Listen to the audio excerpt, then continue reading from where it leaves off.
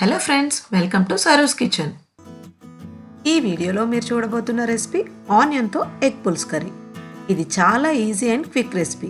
Even bachelors కూడా ఈజీగా చేసుకోవచ్చు. సరే, ఫటాఫట్గా మేకింగ్ ప్రాసెస్ ఎలాగో చూసేయండి.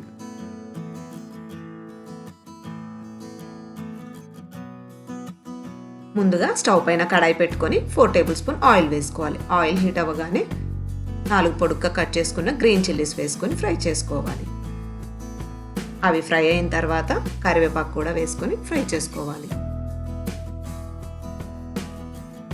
ఇప్పుడు చిన్నగా కట్ చేసిన ఆనియన్ వేసుకొని ఫ్రై చేసుకోవాలి.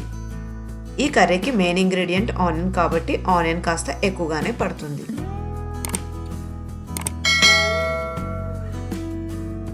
ఆనియన్ కాస్త ఉడకడం కోసం ముందుగానే ఒక 1/2 టేబుల్ స్పూన్ సాల్ట్ వేసుకుంటే తొందరగా మగ్గుతుంది.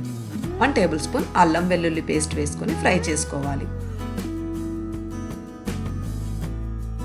1 టేబుల్ స్పూన్ పసుపు వేసి మిక్స్ చేసుకున్న తర్వాత 1 టేబుల్ స్పూన్ కారం వేసుకోవాలి. 1/2 table spoon garam masala, 1 table spoon పచ్చి ధనియాల పొడి వేసి మిక్స్ చేసుకోవాలి.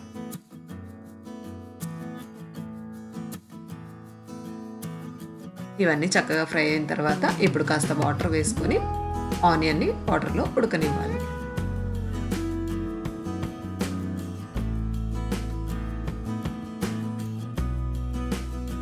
ఆనియన్ చక్కగా ఉడికి ఆయిల్ తేలుతూ ఉంటే బాయిల్ చేసి పెట్టుకున్న ఎగ్స్ని ఇలా కొంచెం కట్ చేసుకొని కర్రీలో వేసుకోవాలి. ఇలాగే అన్ని ఎగ్స్ని ఘాట్లు పెట్టుకొని కర్రీలో వేసి మిక్స్ చేసుకోవాలి.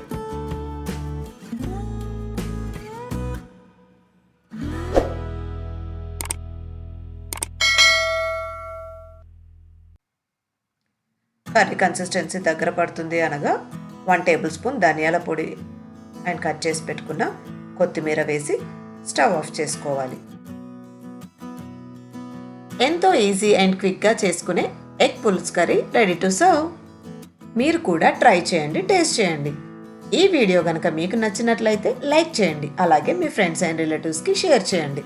సబ్స్క్రైబ్ చేసుకున్న తర్వాత పక్కనే ఉన్న గంట సింబల్ క్లిక్ చేస్తే నా లేటెస్ట్ వీడియో నోటిఫికేషన్స్ మీకు అందుతాయి. Thank you for watching.